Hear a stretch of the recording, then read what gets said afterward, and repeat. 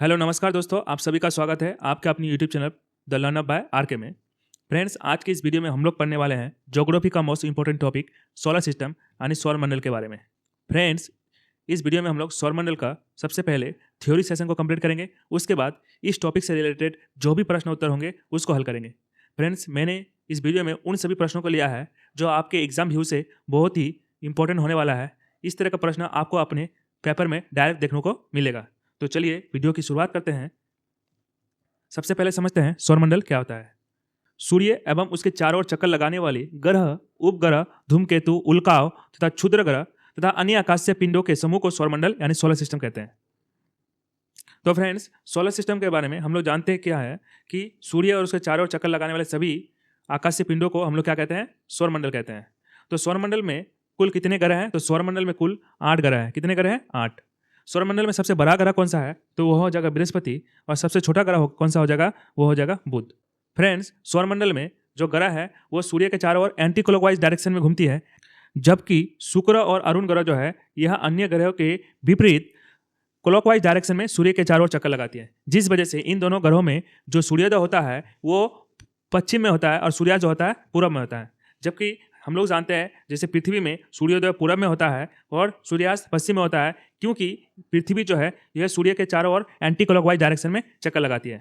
तो याद रखिएगा, शुक्र ग्रह हो गया और अरुण ग्रह जो है ये सूर्य के चारों ओर अन्य ग्रहों के विपरीत एंड क्लॉकवाइज डायरेक्शन में चक्कर लगाती है। फ्रेंड्स, सौरमंडल की खोज किसने की थी? तो सौरमंडल की खोज कोपरनिकस ने की थी। अगर प्रश्न ये पूछे कि सौरमंडल में ग्रहों की गति का खोज किसने किया था, तो ग्रहों की गति का खोज किया था केपलर ने। किसने? केपलर ने। और सौरमंडल की खोज किसने की थी फ्रेंड्स? कोपरनिकस ने। आइए अब हम लोग सौरमंडल के प्रधान सूर्य के बारे में जान लेते हैं। सूर्य सौरमंडल का प्रधान है, यह एक तारा है। तो सूर्य क्या है? सूर्य एक तारा है। सूर्य एक गैसीय गोला है जो 71% हाइड्रोजन, 26.5 हीलियम तथा 2.5 अन्य तत्वों से मिलकर बना है। सूर्य का केंद्रीय भाग क्रोड यानी कोर कहते हैं। सूर्य का जो भाग हमें आंखों से दिखाई देता है उसे प्रकाश मंडल यानी फोटोस्फीयर कहते हैं। सूर्य का बाहत्तम भाग जो केवल सूर्य ग्रहण के समय दिखाई देता है वह कोरोना कहलाता है। फ्रेंड्स, सूर्य का व्यास पृथ्वी से लगभग 109 गुना बड़ा है। इसका द्रव्यमान पृथ्वी से 3,33,000 गुना अधिक है। सूर्य की रोशनी पृथ्वी तक पहुंचने में लगभग 8 मिनट 20 सेकंड का समय लेती है। सूर्य के सतह का तापमान लगभग 5500 डिग्री सेल्सियस होता है, जबकि इसके केंद्र का तापमान लगभग 1.5 करोड़ डिग्री सेल्सियस तक पहुंच जाता है। सूर्य से निकलने वाली ऊर्जा नाभिक के संलयन से उत्पन्न होती है, जहां हाइड्रोजन परमाणु मिलकर हीलियम बनाते हैं। फ्रेंड्स, बार बार यह क्वेश्चन एग्जाम में पूछा जाता है कि सूर्य से प्राप्त होने वाली ऊर्जा हमें कौन सी प्रक्रिया द्वारा मिलती है? तो वह हो जाएगा नाभिकीय संलयन से। सूर्य हर 25 से 35 दिनों में अपने अक्ष पर एक बार घूमता है। अब हम लोग सौरमंडल के ग्रह एवं अन्य पिंडों के बारे में जान लेते हैं। अंतर्राष्ट्रीय खगोलीय संघ यानी इंटरनेशनल एस्ट्रोनॉमिकल यूनियन के प्राक सम्मेलन के अनुसार सौरमंडल में मौजूद पिंडों को 3 श्रेणियों में बांटा गया है। पहला है परंपरागत ग्रह, वो हो जाएगा हमारे 8 ग्रह जो है वो हो जाएगा परंपरागत ग्रह के अंदर आता है। दूसरा है बौने ग्रह, तीसरा है लघु सौरमंडलीय पिंड। लघु सौरमंडलीय पिंड जैसे क्षुद्र ग्रह हो गया, धूमकेतु हो गया, उपग्रह हो गया इत्यादि। फ्रेंड्स, आइए पहले हम लोग जान लेते हैं ग्रह क्या होता है। तो देखिए, सौरमंडल में जो है ग्रह जो है वो सूर्य के चारों ओर चक्कर लगाती है और जो उपग्रह है वो ग्रह के चारों ओर चक्कर लगाती है। तो ग्रह ऐसा खगोलीय पिंड जो किसी तारे की परिक्रमा करता है एवं जिसमें स्वयं का प्रकाश नहीं होता है, यानी ग्रह का अपना का प्रकाश नहीं होता है, जो है तारों के प्रकाश से ही चमकता है, उससे ग्रह कहलाता है। ग्रह होने के लिए तीन आवश्यक विशेषताएं होनी चाहिए। पहला कि वह सूर्य की परिक्रमा करता हो, दूसरा वह गोलाकार हो, तीसरा कक्षा को साफ करना। कोई भी आकाशीय पिंड को हम लोग ग्रह तभी कहेंगे जब उसका गुरुत्वाकर्षण शक्ति इतनी मजबूत हो कि उसने अपनी कक्षा के आसपास सभी बड़े खगोलीय पिंडों को अपने प्रभाव में ले लिया हो या उसे बाहर धकेल दिया हो। प्लूटो जो अपनी कक्षा में मौजूद अन्य पिंडों को साफ नहीं कर पाया, उसे ग्रहों की श्रेणी से बाहर कर दिया गया। फ्रेंड, जैसे हम लोग जानते हैं हमारे सौरमंडल में कुल 8 ग्रह है: बुध, शुक्र, पृथ्वी, मंगल, बृहस्पति, शनि, अरुण, वरुण।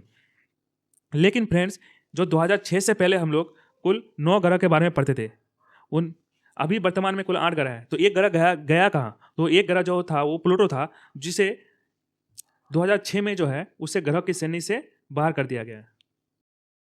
ग्रहों के बारे में एक एक करके जान लेते हैं। सबसे पहले हम लोग बुध ग्रह, जिसे मरकरी भी कहते हैं, यह सूर्य का सबसे नजदीक का ग्रह है जो सूर्य निकलने के 2 घंटे पहले दिखाई पड़ता है। यह सबसे छोटा और सबसे हल्का ग्रह है। इसके पास कोई उपग्रह नहीं है, यानी बुध के पास कोई उपग्रह नहीं है। इसका विशिष्ट गुण है इसमें कोई चुंबकीय क्षेत्र का न होना। यह सूर्य की परिक्रमा सबसे कम समय लगभग 88 दिन में पूरा करता है, यानी कि सबसे कम समय लेता है ये, लगभग 88 दिन। यहाँ दिन अति गर्म और रातें बर्फीली होती है। इसका तापमान में अंतर सभी ग्रहों में से सबसे अधिक। इसका तापमान रात में -173 डिग्री सेल्सियस और दिन में 427 डिग्री सेल्सियस हो जाता है। आइए अब हम लोग जो सौरमंडल के दूसरे ग्रह शुक्र यानी वेनस के बारे में जान लेते हैं। यह पृथ्वी का निकटतम यानी पृथ्वी का सबसे निकट का ग्रह है। यह सबसे चमकीला और सबसे गर्म ग्रह है। फ्रेंड्स, बार बार ये प्रश्न पूछा जाता है कि सौरमंडल का सबसे गर्म ग्रह कौन सा है। कंफ्यूजन होगा कि बुध हो सकता है, क्योंकि बुध जो है सूर्य के सबसे नजदीक है तो ज़्यादा इसके पास गर्मी होगा, लेकिन ऐसा नहीं है। शुक्र ग्रह जो है सौरमंडल का सबसे गर्म ग्रह है। शुक्र ग्रह को सांझ का तारा या भोर का तारा भी कहा जाता है, क्योंकि यह शाम में पश्चिम दिशा में तथा सुबह में पूर्व दिशा में आकाश में दिखाई पड़ता है। यह अन्य ग्रहों के विपरीत दक्षिणावर्त यानी क्लॉकवाइज घूमता है। तो फ्रेंड्स, याद रखिएगा, जो सौरमंडल में 2 ऐसे ग्रह हैं जो क्लॉकवाइज घूमते हैं और बाकी सभी अन्य ग्रह जो है एंटी क्लॉकवाइज घूमते हैं। एक हो गया शुक्र जो क्लॉकवाइज डायरेक्शन में घूमती है, दूसरा हो गया अरुण यानी इंग्लिश में बोलेंगे इसको यूरेनस।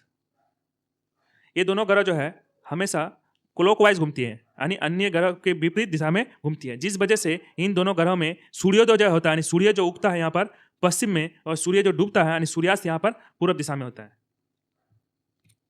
इसे पृथ्वी का भगिनी या बहन भी कहते हैं, क्योंकि यह घनत्व, आकार और व्यास में पृथ्वी के समान है। यह पृथ्वी के सबसे निकट स्थित है। इसके पास कोई उपग्रह नहीं है। तो फ्रेंड्स, जो शुक्र ग्रह है इसके पास कोई उपग्रह नहीं होते हैं। आइए हम लोग अब नेक्स्ट ग्रह पृथ्वी के बारे में जानते हैं। पृथ्वी आकार में 5वां सबसे बड़ा ग्रह है। यह अपने अक्ष पर 23.5 डिग्री झुका हुआ है। यह सौरमंडल का एकमात्र ग्रह है जिस पर जीवन संभव है। इसका एकमात्र उपग्रह चंद्रमा है। तो फ्रेंड्स, देख लीजिए कि किस ग्रह के पास कितना उपग्रह है। तो बुध ग्रह के पास कोई भी उपग्रह नहीं है, इसके पास शून्य उपग्रह है। उसके बाद शुक्र के पास भी शून्य उपग्रह है। पृथ्वी के पास 1 उपग्रह है। मंगल के पास 2 उपग्रह है। बृहस्पति के पास वर्तमान में इसको 97 यानी 97 उपग्रह है।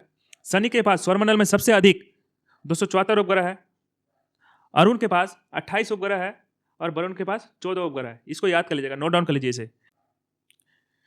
सूर्य से पृथ्वी की दूरी लगभग 149.6 मिलियन किलोमीटर है। आकार एवं बनावट की दृष्टि से पृथ्वी शुक्र के समान है। पृथ्वी अपने अक्ष पर पश्चिम से पूर्व 1610 किलोमीटर प्रति घंटा के चाल से 23 घंटे 56 मिनट 4 सेकंड में एक चक्कर पूरा लगाती है। पृथ्वी की इस गति को घूर्णन या दैनिक गति कहती है। याद रखिएगा फ्रेंड्स, जो पृथ्वी में जो दिन रात होता है वो पृथ्वी की दैनिक गति यानी घूर्णन गति की वजह से होता है, जो अपने अक्ष पे घूमती है। यह लगभग 24 घंटा, कितने घंटे में? 24 घंटा में जो है अपनी धुरी पर, अपने अक्ष पर एक चक्कर लगा लेती है। जल की उपस्थिति के कारण पृथ्वी को नीला ग्रह भी कहा जाता है। तो किसकी उपस्थिति के कारण पृथ्वी को नीला ग्रह कहा जाता है? और जल की उपस्थिति के कारण। पृथ्वी को सूर्य की एक परिक्रमा करने में 365 दिन 5 घंटे 48 मिनट 46 सेकंड, लगभग 365 दिन 6 घंटे का समय लगता है। पृथ्वी को सूर्य की परिक्रमा करने में लगे समय को सौर वर्ष कहा जाता है। क्या कहा जाता है? सौर वर्ष। जो ये सूर्य के चारों ओर चक्कर लगाते हैं, जितना समय लगता है उसको सौर वर्ष कहते हैं। प्रत्येक सौर वर्ष कैलेंडर वर्ष से लगभग 6 घंटा बढ़ जाता है, जिसे हर चौथे वर्ष में लीप वर्ष बनाकर समायोजित किया जाता है। लीप वर्ष 366 दिन का होता है, जिसके कारण फरवरी माह 28 दिन के स्थान पर 29 दिन के होते हैं। हर साल जो है 6 घंटा बढ़ करके हर चौथे साल पे क्या होते हैं? 1 घंटा यानी 1 दिन बढ़ जाता है। जिस तरह से 2025 क्या ये लीप वर्ष है? तो ये लीप वर्ष नहीं है। इससे पहले जो साल था हम लोग का 2024, ये लीप वर्ष था। अब नेक्स्ट लीप वर्ष कब होगा? 2028 में होगा। अगर आपको लीप वर्ष देखना कि कौन सा ईयर लीप वर्ष है कि नहीं, उसके लास्ट 2 डिजिट को 4 से डिवाइड कीजिएगा। अगर वो डिवाइड हो रहा है तो वो वर्ष जो होगा लीप वर्ष होगा। आकार एवं बनावट की दृष्टि से पृथ्वी किस ग्रह के समान है? तो शुक्र ग्रह के समान है। सूर्य के बाद पृथ्वी का सबसे निकट का तारा प्रोक्सिमा सेंचुरी है। अब हम लोग नेक्स्ट ग्रह मंगल ग्रह यानी मार्स के बारे में जान लेते हैं। मंगल का सतह लाल होने के कारण इसे लाल ग्रह भी कहा जाता है। इसका रंग लाल आयरन ऑक्साइड के कारण होता है। पृथ्वी के अलावा मंगल एकमात्र ग्रह है जिस पर जीवन की संभावना व्यक्त की गई है। इसकी घूर्णन गति पृथ्वी के घूर्णन गति के समान है। सौरमंडल का सबसे बड़ा ज्वालामुखी ओलंपियस मेसी और सबसे ऊंचा पर्वत निक्स ओलंपिया जो माउंट एवरेस्ट से 3 गुना अधिक ऊंचा है, इसी ग्रह पर स्थित है। मंगल ग्रह के 2 उपग्रह है, फोबोस और डीमोस। अब हम लोग सौरमंडल के नेक्स्ट ग्रह बृहस्पति के बारे यानी जुपिटर के बारे जान लेते हैं। यह सौरमंडल का सबसे बड़ा ग्रह है। जुपिटर यानी बृहस्पति जो है सौरमंडल का सबसे बड़ा ग्रह है। इसे अपने धुरी पर चक्कर लगाने में 10 घंटा और सूर्य की परिक्रमा करने में 12 वर्ष लगते हैं। यानी सूर्य बृहस्पति जो है वो अपने अक्ष पर 10 घंटा में एक चक्कर काट लेता है और इसको सूर्य के चारों ओर चक्कर लगाने में 12 वर्ष लग जाता है। कितना? 12 वर्ष। इसके उपग्रह की संख्या 97 है, जिसमें गैनीमेड सबसे बड़ा उपग्रह है। तो यह भी प्रश्न पूछाता है जो है सौरमंडल का सबसे बड़ा उपग्रह कौन सा है, तो हो जाएगा गैनीमेड। बृहस्पति को लघु सौर तंत्र यानी मिनिएचर सोलर सिस्टम भी कहा जाता है। इसके वायुमंडल में हाइड्रोजन, हीलियम, मीथेन और अमोनिया गैस जैसी पाई जाती है। अब हम लोग नेक्स्ट यानी सैटर्न के बारे में जान लेते हैं, शनि ग्रह। शनि हमारे सौरमंडल का दूसरा सबसे बड़ा ग्रह है। शनि ग्रह अपने सुंदर और विशाल वलय के लिए प्रसिद्ध है। यह वलय बर्फ, धूल और छोटे छोटे पत्थरों से बने होते हैं, जिनकी संख्या 7 है। यानी शनि ग्रह के चारों ओर जो वलय है वो वलयों की संख्या कितनी होती है? 7। इसका घनत्व सभी ग्रहों में से सबसे कम, यहाँ तक कि पानी से भी कम। अगर हम लोग शनि ग्रह को पानी में रखें तो यह ग्रह तैरने लगेगा। ठीक है। सौरमंडल में शनि ग्रह सबसे अधिक उपग्रह वाला ग्रह है। वैज्ञानिकों ने अब तक 274 उपग्रह की पुष्टि की है। शनि का सबसे बड़ा उपग्रह टाइटन है, जो सौरमंडल का दूसरा सबसे बड़ा उपग्रह है। टाइटन की खोज 1665 ईस्वी में डेनमार्क के खगोल शास्त्री क्रिश्चियन हाइजन ने की। अब हम लोग अरुण यानी यूरेनस ग्रह के बारे में जान लेते हैं। यूरेनस सौरमंडल का तीसरा सबसे बड़ा उपग्रह है। इसकी खोज 1781 ईस्वी में विलियम हर्शल द्वारा की गई थी। यूरेनस का नीला हरा रंग मीथेन गैस के कारण होता है। इसका नीला हरा रंग जो होता है किसकी वजह से? मीथेन गैस की वजह से। अरुण अन्य ग्रहों के विपरीत सूर्य के चारों ओर क्लॉकवाइज डायरेक्शन में चक्कर लगाती है। तो हमने पहले ही बता दिया था आपको कि शुक्र ग्रह हो गया और यूरेनस हो गया यानी अरुण ग्रह हो गया, ये क्लॉकवाइज डायरेक्शन में सूर्य के चारों ओर चक्कर लगाती है। यह अपने धुरी पर सूर्य की ओर इतना झुका है कि लेटा हुआ सा दिखाई पड़ता है, इसलिए इसे लेटा ग्रह भी कहा जाता है। इसके पास कुल 28 उपग्रह है तथा सबसे बड़ा उपग्रह टाइटेनिया है। अब हम लोग सौरमंडल के अंतिम ग्रह वरुण यानी नेपच्यून के बारे में जान लेते हैं। वरुण ग्रह सूर्य का 8वां सबसे दूर का प्लेनेट है। यह इसे बर्फीला दानव भी कहा जाता है। इसका नीला रंग उसमें उपस्थित मीथेन की वजह से होता है। इसकी खोज 1846 ईस्वी में जर्मन खगोल शास्त्री जहान गाले ने की। नेपच्यून के पास कुल 14 उपग्रह है। यूरेनस और नेपच्यून दोनों को जुड़वा ग्रह यानी ट्विन प्लैनेट भी कहा जाता है, क्योंकि दोनों बनावट और आकार में समान है। अब हम लोग सौरमंडल के और भी फैक्ट, जैसे कि सौरमंडल के ग्रह को 2 श्रेणियों में बांटा गया है। एक हो गया पार्थिव ग्रह यानी टेरेस्ट्रियल प्लैनेट और बाह्य प्लैनेट यानी आउटर प्लैनेट भी कहा जाता है। पार्थिव ग्रह यानी आंतरिक ग्रह, इनमें से कौन कौन हो जाएगा? बुध, शुक्र, पृथ्वी, मंगल। और आउटर प्लैनेट में हो जाएगा बृहस्पति, शनि, अरुण, वरुण। प्रश्न इस तरह से पूछा जाता है फ्रेंड कि इनमें से कौन सा ग्रह जो पार्थिव ग्रह है, किसी एक को आपको चुनना पड़ता है। तो याद रखेगा इस लाइन से इधर जो भी ग्रह है वो होगा पार्थिव ग्रह यानी टेरेस्ट्रियल प्लैनेट, और इनर प्लैनेट भी कहा जाता है इसे। और इस साइड जो है ये सभी आउटर प्लैनेट, और इसे गैसीय प्लैनेट भी कहा जाता है। ये सभी प्लैनेट जो है इसका सतह जो है वो गैस से बना होता है, और ये सारे इसके सतह जो है इसके सतह पर जमीन पाया जाता है, जिस वजह से इसे टेरेस्ट्रियल प्लैनेट भी कहा जाता है। अब सूर्य से दूरी के अनुसार ग्रहों का क्रम। तो सूर्य से दूरी के अनुसार ग्रहों का क्रम क्या हो जाएगा? सबसे पहला ग्रह होगा सूर्य के पास में बुध, उसका शुक्र, पृथ्वी, मंगल, बृहस्पति, शनि, अरुण और वरुण। यानी सूर्य के सबसे निकट का ग्रह हो जाएगा अपना बुध, और सबसे दूर का ग्रह हो जाएगा वरुण, नेपच्यून। आकार के अनुसार ग्रहों का क्रम, तो सबसे बड़ा ग्रह हो जाएगा 1 नंबर पे, वो हो जाएगा जुपिटर यानी शनि बृहस्पति ग्रह। दूसरा हो जाएगा शनि, तीसरा ग्रह हो जाएगा अरुण, चौथा होगा वरुण, 5वां है अपना पृथ्वी, 6ठा है शुक्र, 7वां है मंगल, और 8वां सबसे लास्ट में ग्रह हो जाएगा बुध। ये हो गया ग्रहों का आकार के अनुसार। ठीक है। तो सबसे बड़ा ग्रह कौन सा है? बृहस्पति, दूसरा शनि। अब फ्रेंड्स हम लोग बोने ग्रह क्या होता है उसके बारे में जान लेते हैं। वह खगोलीय पिंड जो ग्रह जैसा दिखाई देता है और सूर्य की परिक्रमा करता है, लेकिन यह ग्रह की सभी शर्तें पूरी नहीं करता है। कौन कौन से है? प्लूटो, सीरीज, एरिस, हाउमिया, मेकिमेक, ये सभी जो है बोने ग्रह है। ये ग्रह की तरह दिखाई देंगे लेकिन ये ग्रह है नहीं। आइए अब हम लोग जानते हैं प्लूटो को किस वर्ष और क्यों ग्रह की श्रेणी से बाहर किया। तो अंतर्राष्ट्रीय खगोलीय संघ ने अगस्त 2006 में ग्रह की एक परिभाषा दी। कि इस परिभाषा के अनुसार किसी खगोलीय पिंड को ग्रह कहने के लिए 3 शर्तों को पूरी करनी पड़ती है। पहली कि वह सूर्य की परिक्रमा करता हो, दूसरा उसका आकार गोल हो, तीसरा वह अपनी कक्षा के आसपास अन्य पिंडों को क्लियर कर देता है, यानी हटा देता हो। तो प्लूटो सबसे पहले 2 मानों को तो पूरा करता है, लेकिन तीसरा मानक को पूरा नहीं करता है, क्योंकि उसकी कक्षा के आसपास अन्य पिंड मौजूद है जो काइपर बेल्ट का हिस्सा है। इसी कारण उसे ग्रह की श्रेणी से हटाकर बोना ग्रह घोषित कर दिया गया। कब? ये याद रखेगा, 2006 में। क्षुद्र ग्रह क्या होता है? क्षुद्र ग्रह वह छोटे और चट्टानी आकाशीय पिंड होते हैं जो सूर्य की परिक्रमा करता है, लेकिन ग्रह की तरह बड़े और गोल नहीं होते हैं। इन्हें कभी कभी मिनी प्लैनेट्स भी कहा जाता है। वैज्ञानिकों का मानना है कि क्षुद्र ग्रह ऐसे अवशेष हैं जो लगभग 4.6 अरब वर्ष पहले सौरमंडल के निर्माण के समय से बचे रह गए थे। ये पदार्थ ग्रहों में तब्दील नहीं हो पाए और आज भी बचे हुए ही हैं। क्षुद्र ग्रह जो है यह आमतौर पर चट्टान और धातुओं के बने होते हैं। अधिकांश क्षुद्र ग्रह 2 ग्रह हमारे मंगल और बृहस्पति के बीच स्थित होती है। यह भी प्रश्न पूछा जाता है फ्रेंड्स, क्षुद्र ग्रह की पट्टियां किन 2 ग्रहों के बीच पाई जाती है? तो याद रखिएगा, मंगल और बृहस्पति। इनका आकार बहुत छोटा होता है, कुछ किलोमीटर से लेकर कुछ मीटर तक। इनमें कोई वायुमंडल नहीं होता है। धूमकेतु एक बर्फ, धूल और चट्टानों का बना आकाशीय पिंड होता है जो सूर्य की परिक्रमा करता है। जब यह सूर्य के पास आता है तो इसकी बर्फ गर्म होकर गैस में बदल जाती है और धूल के साथ मिलकर एक चमकीली पूंछ बना लेती है जो सूर्य की विपरीत दिशा में होती है। इसी पूंछ के कारण इसे धूमकेतु, धूम का अर्थ होगा धुआं और केतु का अर्थ होता है पूंछ, कहा जाता है। धूमकेतु केवल तभी दिखाई पड़ता है जब वो सूर्य की ओर अग्रसर होता है, क्योंकि सूर्य की किरणें इसकी गैस के चमकीला बना देते हैं। धूमकेतु की पूंछ हमेशा सूर्य के विपरीत दिशा में दिखाई पड़ता है। यह प्रश्न पूछा जाता है कि धूमकेतु का पूंछ किस दिशा में दिखाया जाता है? तो हमेशा सूर्य के विपरीत दिशा में। मोस्ट इंपॉर्टेंट थिंग, हेले नामक धूमकेतु का परिक्रमण काल 76 वर्ष है, जो अंतिम बार 1986 में दिखाई दिया था। अब अगली बार जो है यह 2062 में दिखाई देगा। धूमकेतु हमेशा के लिए टिकाऊ नहीं होते हैं, फिर भी प्रत्येक धूमकेतु के लौटने का समय निश्चित होता है। अब हम लोग जान लेते हैं ग्रहण यानी इक्लिप्स के बारे में। किसी खगोलीय पिंड का अंधकारमय हो जाना को क्या कहलाते हैं? ग्रहण कहलाते हैं। ग्रहण 2 प्रकार के होते हैं, चंद्र ग्रहण और सूर्य ग्रहण। जब कोई खगोलीय पिंड अंधकारमय हो जाए तो उसको हम लोग क्या कहते हैं? ग्रहण कहते हैं।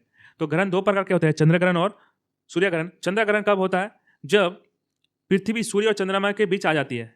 जब पृथ्वी सूर्य और चंद्रमा के बीच आ जाती है तो चंद्रग्रहण होता है। पृथ्वी की छाया चंद्रमा पर पड़ती है। इससे क्या होता है कि पृथ्वी की छाया जो है चंद्रमा पर पड़ती है तो चंद्रमा पर अंधकार होता है, और अंधकार को होना ही क्या कहलाता है? ग्रहण कहलाता है। चंद्रमा जब भी होगा वो पूर्णिमा का दिन होता है, लेकिन प्रत्येक पूर्णिमा को चंद्रग्रहण होगा ये जरूरी नहीं है। हाँ, जब भी चंद्रग्रहण होगा वो पूर्णिमा के दिन होगा। सूर्यग्रहण तब होता है जब चंद्रमा पृथ्वी और सूर्य के बीच आ जाता है। ठीक है, जब चंद्रमा सूर्य और पृथ्वी के बीच आ जाएगा तो चंद्रमा का छाया किस पे बनेगा? पृथ्वी पर। तो पृथ्वी पर अंधकार होगा, तो जब अंधकार होगा उसी को हम लोग क्या कहते हैं? ग्रहण कहते हैं। तो याद रखिएगा कि सूर्यग्रहण तब होता है जब सूर्य से आने वाली प्रकाश को क्या करता है? चंद्रमा रोक देती है और पृथ्वी पर अंधकार हो जाता है। सूर्यग्रहण केवल अमावस्या के दिन होता है, प्रत्येक अमावस्या को नहीं होता है, ये भी याद रखिएगा। चंद्रग्रहण पूर्णिमा के दिन और सूर्यग्रहण अमावस्या के दिन होती है। तो फ्रेंड, तो थ्योरी सेशन को हम लोग कंप्लीट कर चुके हैं। अब हम लोग प्रश्नोत्तर का सेट लगाने वाले हैं। तो जो भी हम लोग पढ़े उसको हम लोग यहाँ पर रिकॉल करेंगे। यहाँ पर देखिएगा, आप पहले मेरे उत्तर बताने से पहले अपने पेन और पेपर लेके बैठिए, उनमें से आपका कितना सही होता है आप हमको कमेंट बॉक्स में जरूर बताइएगा। तो पहला प्रश्न है, सौरमंडल का केंद्र क्या है? तो सौरमंडल का केंद्र हो जाएगा सूर्य। सौरमंडल की खोज किसने की थी फ्रेंड्स? तो इसका राइट आंसर हो जाएगा ऑप्शन बी, कोपरनिकस ने। सूर्य का प्रकाश उत्पन्न होता है किस प्रक्रिया से? तो सूर्य का प्रकाश जो उत्पन्न होता है नाभिकीय संलयन प्रक्रिया से। पृथ्वी को नीला ग्रह क्यों कहा जाता है? क्योंकि इसमें जल की अधिकता है। मंगल ग्रह के कितने उपग्रह हैं? तो मंगल ग्रह के 2 उपग्रह हैं, फोबोस एंड डीमोस। सौरमंडल में सबसे अधिक उपग्रह किस ग्रह के हैं? तो सौरमंडल में सबसे अधिक ग्रह किस ग्रह के फ्रेंड्स? शनि ग्रह के। कितने? 274। नेक्स्ट है, शनि के चारों ओर पाए जाने वाले वलय किसके बने होते हैं? तो फ्रेंड्स, शनि के चारों ओर पाए जाने वाले वलय धूल, बर्फ और छोटे कणों से मिलकर बने होते हैं। यूरेनस ग्रह का नीला रंग किस गैस के कारण होता है? तो यूरेनस ग्रह का नीला रंग फ्रेंड्स मीथेन की वजह से होता है। मंगल ग्रह के सतह का लाल रंग किस कारण से होता है? तो मंगल ग्रह के सतह का लाल रंग किस कारण से होता है? तो मंगल ग्रह में क्या होता है? आयरन ऑक्साइड जो होता है उसकी सतह पर ज़्यादा पाया जाता है, जिस वजह से उसका रंग जो होता है लाल होता है। सूर्य ग्रह को भोर का तारा और शाम का तारा क्यों कहा जाता है? क्योंकि यह सूर्योदय और सूर्यास्त के समय सबसे चमकदार दिखाई देता है। इसका राइट आंसर हो जाएगा ऑप्शन बी। नेक्स्ट क्वेश्चन है, सूर्य से प्रकाश पृथ्वी तक पहुंचने में लगभग कितना समय लगता है? तो इसका राइट आंसर हो जाएगा 8 मिनट 20 सेकंड। सौरमंडल में ग्रहों के पारंपरिक क्रम में तीसरा ग्रह कौन सा है? तो सौरमंडल में सबसे पहले कौन आ जाएगा? बुध, दूसरा शुक्र, तीसरा हो जाएगा पृथ्वी। शुक्र ग्रह की विशेषता क्या है? इसके 2 उपग्रह है? बिल्कुल नहीं। यह सबसे चमकदार सबसे गर्म ग्रह है तथा उल्टी दिशा में घूमता है। इसका यही हो जाएगा राइट आंसर। बुध ग्रह को सूर्य की परिक्रमा करने में लगभग कितना समय लगता है? तो बुध ग्रह को सूर्य की परिक्रमा करने में कितने दिन लगते हैं? 88 दिन। नेक्स्ट देखते हैं फ्रेंड, सूर्य के किस भाग को हम आंखों से देख सकते हैं? तो सूर्य का जिस भाग को हम लोग आंखों से देख पाते हैं उसको हम लोग प्रकाश मंडल कहते हैं। उसको इंग्लिश में क्या कहते हैं? फोटोस्फीयर। नेक्स्ट क्वेश्चन है फ्रेंड, सूर्य का सबसे बाहरी भाग को क्या कहते हैं? तो सूर्य का सबसे बाहरी भाग को हम लोग कोरोना कहते हैं, जो सिर्फ सूर्य ग्रहण के समय ही दिखाई देता है। यूरेनस की खोज किसने की थी? तो ग्रह यूरेनस की खोज किसने की थी? तो विलियम हर्शल ने की थी। ठीक है। यूरेनस और नेपच्यून को अक्सर किस नाम से भी बुलाया जाता है? तो यूरेनस और नेपच्यून को किस नाम से बुलाया जाता है? गैसीय ग्रह? बिल्कुल नहीं। दानव ग्रह, जुड़वा ग्रह या पत्थर ग्रह? तो इसका राइट आंसर हो जाएगा ऑप्शन सी, जुड़वा ग्रह। नेक्स्ट क्वेश्चन है फ्रेंड, मंगल ग्रह के सतह का लाल रंग किसके कारण होता है? तो मंगल ग्रह के सतह का लाल रंग उसके आयरन ऑक्साइड की वजह से होता है। नेपच्यून ग्रह की खोजकर्ता कौन था? तो नेपच्यून ग्रह का खोजकर्ता होगा जोहान गाले। चंद्र ग्रहण कब होता है? तो इसका राइट आंसर हो जाएगा जब पृथ्वी सूर्य और चंद्रमा के बीच आ जाए, यानी पृथ्वी सूर्य और चंद्रमा सीधी रेखा पर आते हैं और पृथ्वी की छाया चंद्रमा पर पड़ती है, तब यह क्या होता है? चंद्र ग्रहण होता है। राइट आंसर हो जाएगा ऑप्शन बी। सूर्य ग्रहण के लिए कौन सा अवस्था आवश्यक है? तो फ्रेंड, सूर्य ग्रहण के लिए कौन सा अवस्था आवश्यक है? चंद्रमा का पृथ्वी और सूर्य के बीच आना। ठीक है। सूर्य ग्रहण तभी होगा जब उसका छाया पृथ्वी पर पड़ेगा। तो चंद्रमा का छाया जब पृथ्वी पर पड़ता है तो सूर्य ग्रहण कहलाता है।